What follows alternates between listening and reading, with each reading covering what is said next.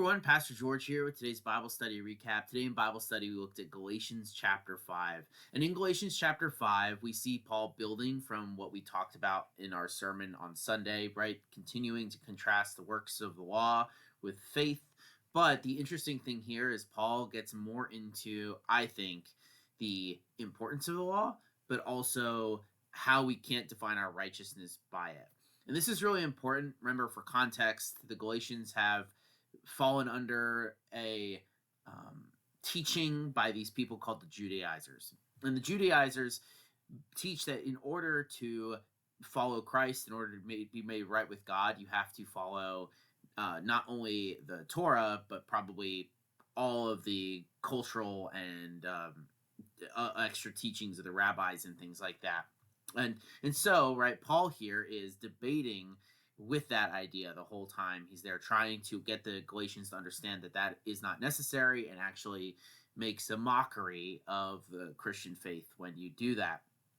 Important for us to know, because we also live in a time and a place where people do think that you are made right by what you do rather than what you have faith in that then changes your heart.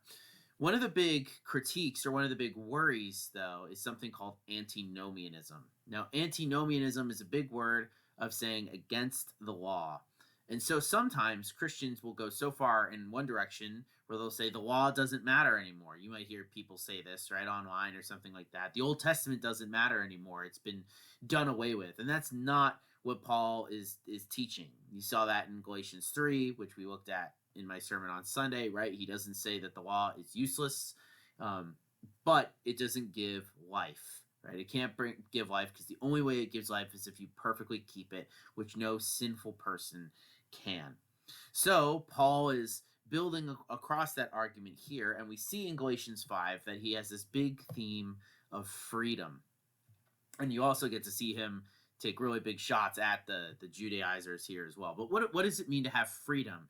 Because in our context, we would say freedom means the ability to do whatever you want, right? That's often when we think of free will, freedoms that we enjoy in the United States. I can say anything, I can print anything, I can believe anything, right? And that's certainly how it's been interpreted in like our culture. But that is not what freedom means in the Pauline vision of it. From a theological vision, none of us are truly free.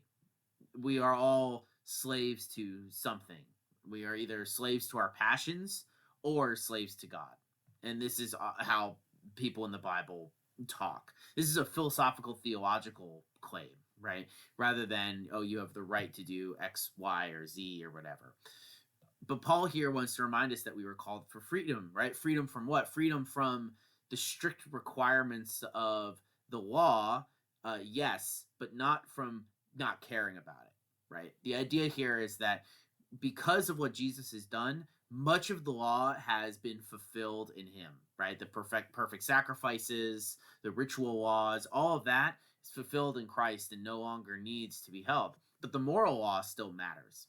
And this is important, right? Because people will often say, when Paul tells them this, and he'll quote them, you see this sometimes in Romans or in Corinthians, and even here in Galatians, that people will say, oh, because the law has been done away with, we can do whatever we want. And it's like, no, that's not what he's saying at all, right? He's not saying that you can do whatever you want now that the law has been fulfilled in Christ.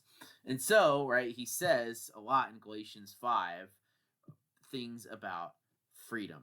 And the whole point is he builds up this case as you go through Galatians of like, okay, this is what it means. And he always ends in many of his letters with this is what it means for your daily life, right? So he calls us at the end of Galatians chapter 5, in this freedom, what does it look like to have the fruits of the Spirit? And he gives them to us. This is the famous fruits of the Spirit passage, right?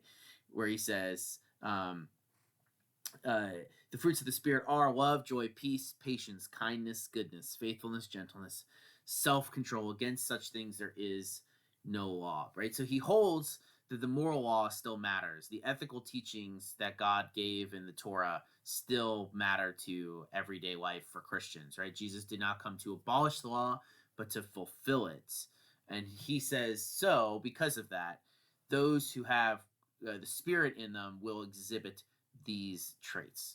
So as Christians, right, when we read Galatians 5, we are excited about the freedom that is purchased for us in Christ. But remember that freedom doesn't mean that we owe no one anything, right? We are always under something. We are either slaves to our passions or we are slaves to God. And there's no escaping that paradigm. But because of that, right, it is much better to be a servant of God than a servant of ourselves that just leads to destruction, not only for ourselves, but for people around us as we begin to put each other first and things like that, right? What happens in the end, right, is Paul is going to say, let us follow these things of the Spirit and not become conceited. Because the whole point, remember, the Judaizers this whole time have been saying, you got to believe all of the Torah, you got to keep all of the Torah. But what happens when you make things work-based is you end up becoming conceited, or you can end up becoming prideful or envious because you can't do everything that everyone else can. Paul says the freedom of Christ allows us to get rid of those things, instead focusing on who he is. So that's what we talked about today. Hope you found that interesting. I'll see you on Sunday for worship. Have a wonderful rest of your Wednesday, and peace out.